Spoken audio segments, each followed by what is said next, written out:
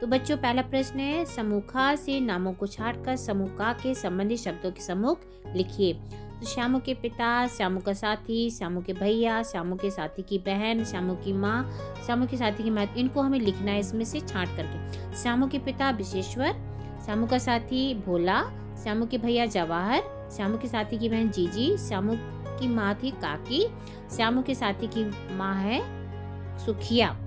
इसके पश्चात प्रश्न नंबर जो हमारा दूसरा है, श्यामू ने भोला के सामने कौन सा रहस्य खोला? श्यामू ने भोला के सामने पतंग को आकाश में राम के पास भेजने का रहस्य खोला। उस पर बैठकर काकी नीचे आ जाएगी। श्यामू ने जवाहर भैया से कागज पर काकी क्यों लिखवाया? श्यामू ने जवाहर भैया से काकी पर काकी शब्द इसलिए लिखवाया ताकि पतंग सीधे काकी को ही मिले। उस पर पढ़ लेगी काकी कि मेरा नाम है। इस तरह से उड़ती हुई पतंग को देखकर क्या सोचकर श्यामू का हृदय एकदम खिल उठा? श्यामू का हृदय उड़ती पतंग को देखकर एकदम खिल उठा, क्योंकि इससे उसके दिमाग में एक तरकीब आई कि वह भी पतंग बनाकर आसमान में उड़ाएगा। पतंग की डोरी पकड़कर ऊपर बैठी मेरी काकी नीचे उतर आएगी। भोला एक डांट से ही मुखबिर हो गया। इस वाक्य से क्या तात्पर्य है? भोला ने विशेश्वर के पिता की एक डांट में ही एकदम से श्यामू द्वारा पतंग की रस्सियां मंगाने की बात का रहस्य खोल दिया। इसके बाद प्रश्न नंबर जो हमारा छठा है वो है, रस्सी से पतंग तानकर काकी को राम के यहाँ से नीचे उतारेंगे। भोला से ये बात सुनकर विशेश्वर हत बुद्धि क्यों हो गए? विशेश्वर को श्यामू की काकी को बुलाने के बारे में पता चल गया। श्यामू की मासूमियत और उसका काकी के प्रति गहरा प्रेम देखकर विशेश्वर हत बुद्धि हो गए। भाषा की बात में पहला प्रश्न है, श्यामू पतंग के लिए बहुत उत्कंठित था। वाक्य में श्यामू और पतंग संज्ञा शब्द है। श्यामू व्यक्तिवाचक और पतंग जातिवाचक संज्ञा है।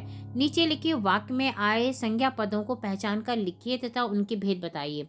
एक जगह खूंटी पर विशेश्वर का कोट टंगा था, तो इसमें जो विशेश्वर है वो व्यक्तिवाचक संज्ञा है और कोट है वो जातिवाचक संज्ञा है। प्रश्न जो दूसरा है, जो बुद्धि वाला हो वाक्यांश के लिए एक शब्द है बुद्धिमान।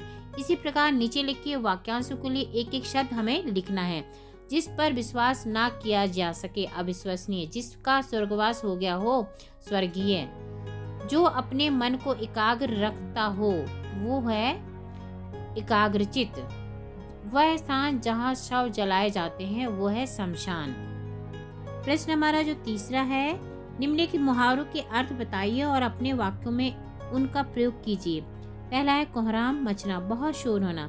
शहर में बाघ को देखकर कोहराम मच गया। हृदय का खिलना, बहुत प्रसन्न होना। पुत्र को देखकर माँ का हृदय खिल गया। चिंता का मारा होना, परेशान होना। कान की बाली घूमने पर रिया चिंता की मारी हो गई।